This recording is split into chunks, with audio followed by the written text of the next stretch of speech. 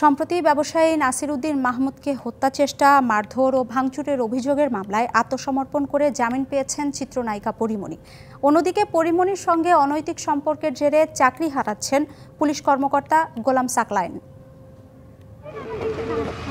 ব্যবসায়ী নাসিরউদ্দিন মাহমুদকে হত্যা চেষ্টা, মারধর, ভাঙচুর ও ভয়ভীতি দেখানোর মামলায় জামিন চাইতে মঙ্গলবার আদালতে আত্মসমর্পণ করেন চিত্রনায়িকা পরীমনি। শুনানি শেষে ১,০০০ টাকা মুচলেকায় পরীমনির জামিন আবেদন মঞ্জুর করেন ঢাকার জ্যেষ্ঠ বিচারিক হাকিম সাইফুল ইসলাম।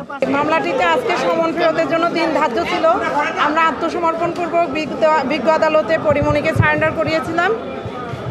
জামিনের আবেদন মঞ্জুর হয়েছে।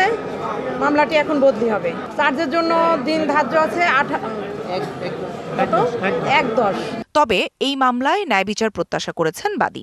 বিচার তো একটা চলমান প্রক্রিয়া এবং এটা একটা সময় শেষ হবে, সাক্ষী গ্রহণের পর শেষ হবে এবং আমি দৃঢ়ভাবে বিশ্বাস করি যে এটার একটা সঠিক বিচার আমি পাবো। সাভারের বিরুলিয়া বোট ক্লাবে ২০২১ সালের ৮ জুন রাতে ধর্ষণ চেষ্টার অভিযোগ তুলেছিলেন পরীমনি।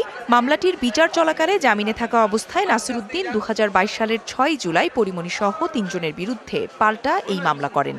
এদিকে পরীমনির সাথে অনৈতিক সম্পর্কের দায়ে ঢাকা মহানগর পুলিশের গোয়েন্দা বিভাগের সাবেক অতিরিক্ত উপকমিশনার এবং বর্তমানে অতিরিক্ত পুলিশ সুপার মোহাম্মদ গোলাম সাকলায়েনকে বাধ্যতামূলক অবসরে পাঠানোর প্রাথমিক সিদ্ধান্ত নিয়েছে স্বরাষ্ট্র মন্ত্রণালয়। স্বরাষ্ট্র মন্ত্রণালয় থেকে পিএসসিকে দেয়া এক চিঠিতে বলা হয়েছে, তদন্তে উঠে এসেছে নায়িকা পরীমনির সঙ্গে সাকলায়েনের অনৈতিক সম্পর্ক ছিল।